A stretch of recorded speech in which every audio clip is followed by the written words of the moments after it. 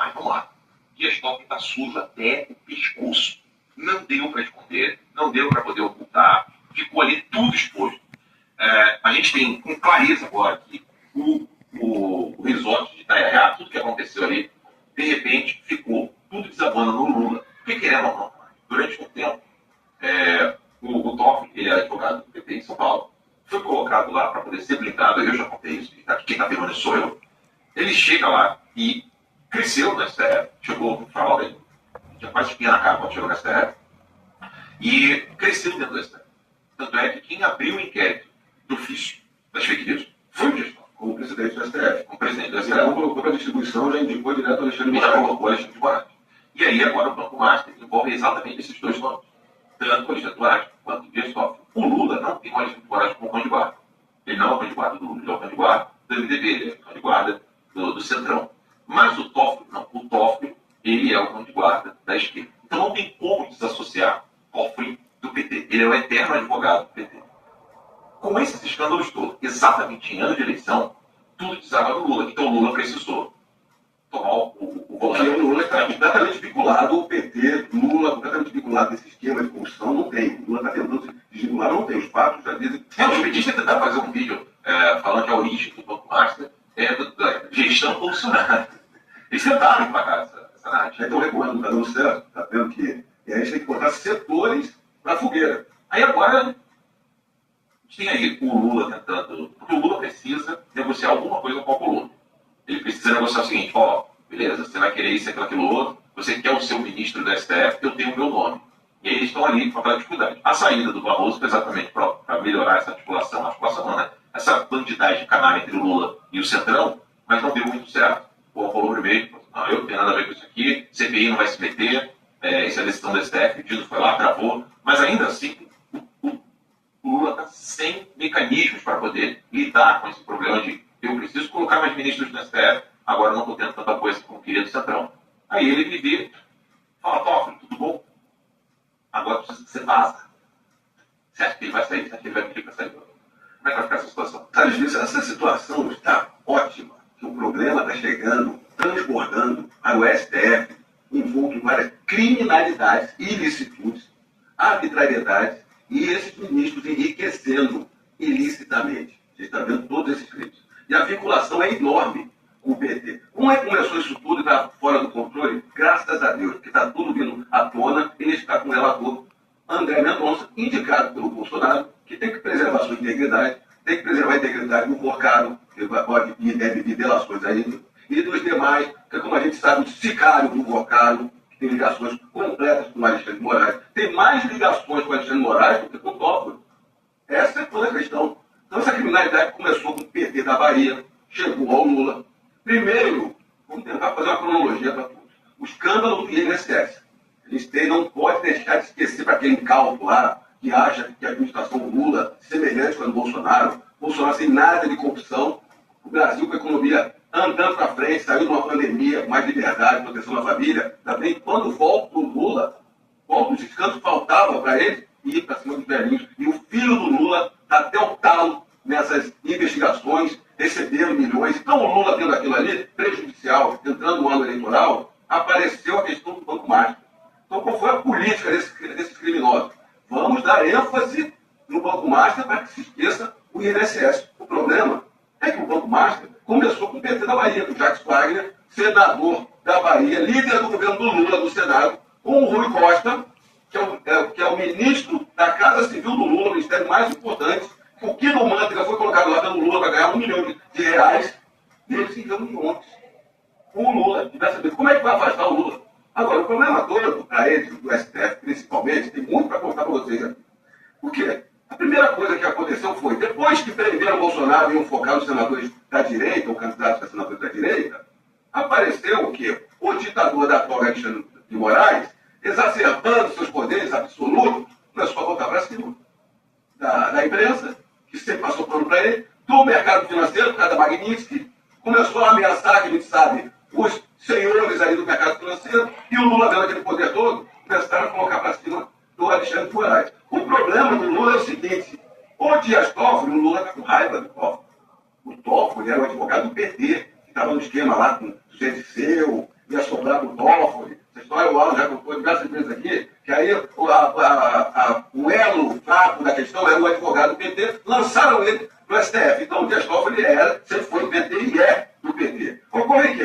estava preso e houve a morte do irmão do Lula, e a defesa do Lula pediu para ele ir na cerimônia, no velório, no enterro do irmão, o Dias Toffoli só autorizou em cima da hora, não foi possível. E aí dizem que o Lula está revoltado com o Dias Toffoli, quer tirá-lo do STF. Então utilizou isso tudo para tirar o Toffoli do STF e colocar uma outra pessoa, indicar uma outra pessoa. Então ele está fazendo de tudo para o Dias Toffoli ser retirado por impeachment, ou por licença, ou para pedir para sair. Só que o Toffoli não vai fazer isso. Há o corporativismo todo do STF está blindado. Agora, o problema do Lula é que quem está parecendo muito pior do que o Toffoli é o ministro Alexandre de Moraes.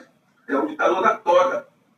É o abusador, violador de direitos humanos, sancionado mundialmente pelos norte-americanos, que não pode entrar nos Estados Unidos, que todo Estado tem que ele é um criminoso. Ele está parecendo muito mais que o Toffoli. Ele tem um contrato de 129 milhões de reais.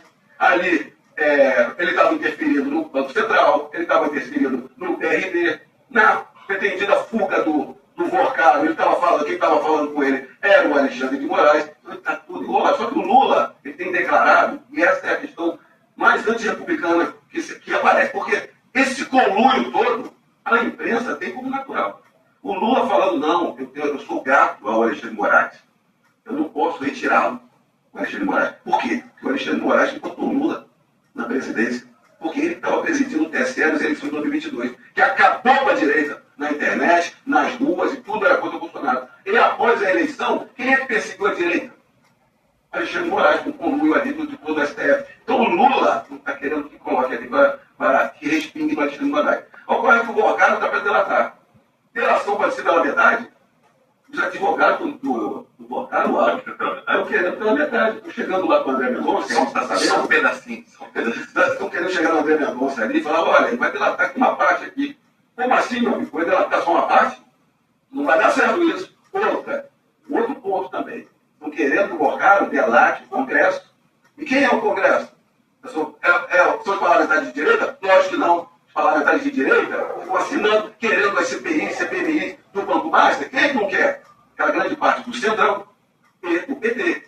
É a esquerda e aquele Centrão que está todo envolvido também. Ou seja, agora, por que o escritório não quer delatar o ministro Supremo? Eles são um escritório de advocacia, eles querem ficar contra, né? E contra o ministro Supremo. Eles estão querendo que o Congresso Nacional seja o primeiro a ser apontado pelo Vorcaro. Só que, se o Congresso Nacional começar a ser explodido, sabendo feminismo, o que pode acontecer de ótimo que a gente quer? Começar o Congresso, finalmente, não só a direita, querer um impeachment de ministro do Supremo. Então, isso tudo está conspirando muito bem, que é crime para todo lado está aparecendo. Agora, a gente tem que estar atento, verificar, cobrar, por quê? Aquela ala política do STF, essa é outra criação da imprensa. Quando você ouvir ou ler imprensa falando que tem uma ala política do STF, já sabe que é tudo canalha. Porque o ministro Supremo não pode ser político. Político é eleito pelo povo e tem mandato. O sistema republicano foi consagrado nas constituições do mundo nesse sentido. Quem é eleito pelo povo, por quê? Porque a proposta dele é de esquerda, não, é de direita, o povo que vai eleger. O ministro Supremo é para, com base na lei, julgar conflitos lides. Mas não, eles tomaram aquele poder político. Então, está tudo sendo chacoalhado. Eu volto à questão do que pouco o André Mendonça está tomando as providências devidas, que se mantenha diligente. Do contrário, vemos Gilmar Mendes já está preparando o voto para anular tudo por fora do inquérito do André Mendonça. A gente não pode deixar que isso vire pizza. Essa delação tem que sair. Então, esse negócio de ala política do Supremo, você me lembra o Olavo. Né? O professor Olavo ele dizia o seguinte, né? Não existe ala política do Supremo. Política é quando você se filia a um partido, faz o trabalho político, você é filiado a um partido, você tem uma agenda para cumprir, você obedece ali os seus eleitores, você está representando os seus eleitores, e aí você está fazendo um trabalho político. Se você não se filiou a um partido, se você não está trabalhando por um candidato na esfera política, se você faz isso no poder judiciário, não, isso é crime. É crime de responsabilidade. E é isso que a Maia falou. Vai ter uma consciência maior do Congresso com relação ao impeachment de ministros do STF. E o que faz o pessoal ficar desesperado nesse exato momento? Lembra quando o Alexandre de Moraes estava querendo interferir no nome dos senadores candidatos ao Senado? Porque ele viu que Bolsonaro realmente conseguiu chegar no topo. Daqui a pouco a gente vai falar um pouco para vocês dessa estrutura que nós iniciamos falando ontem, por que Bolsonaro causou tanto medo no Congresso Nacional. Lembrando que Jair Messias Bolsonaro, meus caros, ele em poucos anos conseguiu algo que só o PT, nem o PSDB, nem os outros partidos tinham conseguido antes, que era conseguir uma bancada enorme de políticos, de deputados. o Jair Messias Bolsonaro, ainda como deputado, ao ser eleito em 2018, alcançou a presidência da República, fez com que todos nós brasileiros pudéssemos sonhar com o retorno do Brasil. O Brasil está sequestrado desde então. Bolsonaro, ainda como presidente do Brasil, ainda estava sequestrado. Hoje eles sequestraram o Bolsonaro exatamente por causa disso. Porque eles sabiam que o Bolsonaro pode resgatar o nosso país e o Brasil é dos brasileiros, não é dos políticos. Onde eu quero chegar? Ramais já falou dos 49 senadores para poder conseguir PEC. 41 senadores a gente consegue presidência do Senado. E isso está deixando muita gente desesperada. Por quê? Como é que está o cenário para governadores no Brasil? O Cleitinho, Minas Gerais, está bem consolidado. O Tarcísio de São Paulo. Em Santa Catarina, nós também estamos consolidados. Alguns outros estados menores, com não tanta força assim, política, também já estão consolidados. Deputados estaduais, a direita vai eleger vários, não só dentro do PL, como em outros partidos. Deputados federais, idem. Nós temos senadores que estão crescendo cada vez mais e a gente está com esse sonho de 49. Restam alguns estados chaves para que nós possamos eleger os nossos governadores. Hilton sendo colocada na presidência da Comissão das Mulheres, mas acabou de sair uma pesquisa que eu achei boa demais e eu vou te falar, a gente tem que agradecer a tudo isso. Hoje, Erika Hilton é a camisa 10 da oposição, é a camisa 10 da direita. Do ponto de vista eleitoral, a esquerda ter colocado essa pessoa na presidência da Comissão das Mulheres é muito bom pra gente. Vamos lá. Comissão das Mulheres, uma conquista que as mulheres conseguiram na política nessas últimas décadas, e a esquerda acaba de destruir essa conquista defendendo uma bandeira da extrema esquerda, que é a bandeira de que homem pode ser mulher e mulher pode ser homem, que todo mundo conhece como ideologia de gênero. Só que o que aconteceu? As mulheres ficaram revoltadas. No Brasil inteiro, a gente está vendo mulheres revoltadas, porque a presidência da comissão que foi criada para elas está sendo ocupada por um homem biológico. E falar isso parece, eles acham que é crime. Constatar um fato científico, para eles é um crime, você tem que ser presa. Erika Hilton quer prender todo mundo que questiona o que ela fala. Uma feminista teve que fugir do Brasil, agora ela está pedindo 10 milhões de Ratinho, quer que o Ratinho seja censurado. E qualquer pessoa que falar qualquer coisa que ela não goste, ela quer prender essa pessoa. Essa é a tolerância, esse é o amor da esquerda. Só que saiu uma pesquisa agora, cara, que para mim mostra exatamente o estrago que essa extrema esquerda e o PSOL está fazendo, né, contra eles mesmos. Olha isso aqui. 84% rejeitam a Erika Hilton na comissão da mulher, diz pesquisa Real Time. 61% também dizem concordar com a fala do Ratinho. Não, aqui é concordar completamente, porque tem uma outra porcentagem que concorda, mas acha que ele exagerou. Matéria. Um levantamento da Real Time Big Data indica que a maioria dos brasileiros rejeita a indicação da deputada Erika Hilton para a presidência da Comissão da Mulher na Câmara dos Deputados. Segundo a pesquisa, gente, isso aqui é um número absurdo. Isso aqui é 84%. O estudo também mostra que apenas 16 concordam com a indicação da parlamentar, enquanto 84 discordam. Aí a parte do Ratinho, não sei se a do Ratinho está aqui, não está. Mas o que me ficou curioso para mim, ó, aqui, a pesquisa também mediu a repercussão da fala do apresentador Carlos Roberto Márcio Ratinho sobre o caso. Para 61% dos entrevistados, a declaração foi correta. E eles afirmaram que diriam o mesmo. Outros 20% consideram que a fala foi correta, mas exagerada. Apenas 19% acham que foi preconceituosa. O que foi que ele falou? Ela é trans, para ser mulher tem que ter útero, mas para tem que ficar chata de 3 a 4 dias. Eu sou contra, assim. Eu concordo com o Ratinho. A mulher, ela tem que... É aquela pessoa que tem o potencial de gerar vida, amamentar. Não tem como. Aí aquela outra deputada lá, ou vereadora, não sei, pintou o rosto de preto para falar assim, por que eu estou pintando o rosto de preto? Eu sei as dores que os negros sofreram pelo racismo? Não. Resumindo, a situação está insustentável. E por que está insustentável? Não é só pelo fato disso. É a personalidade autoritária dessa pessoa. Olha isso aqui. Essa é um homem biológico presidindo a Comissão das Mulheres. Olha o que ele fala. Ela fala. Faço questão de dizer, deputada Gisela Simone, faço uma referência anterior à palavra cis, imbecis. Faço uma referência direta...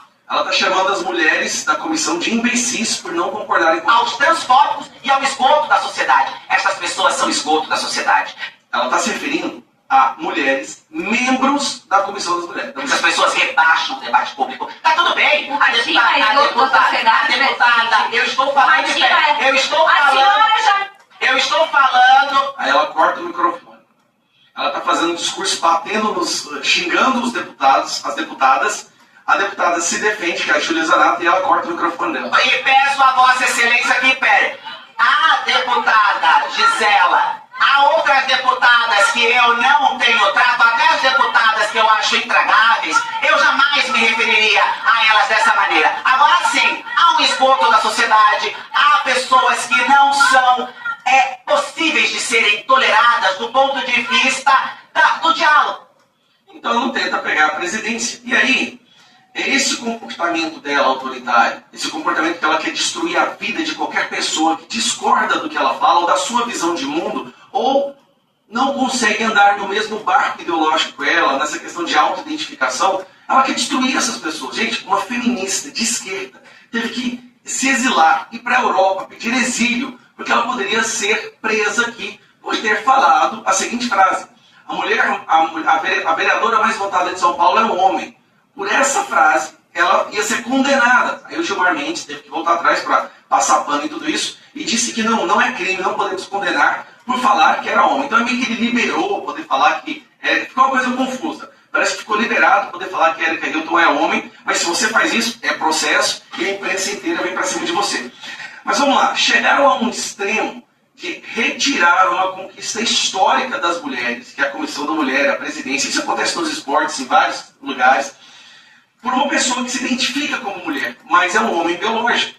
E as mulheres, até a esquerda mais sensata, está revoltada. Então, Erika Hilton está fazendo com que a esquerda sensata se afaste dessa ideologia.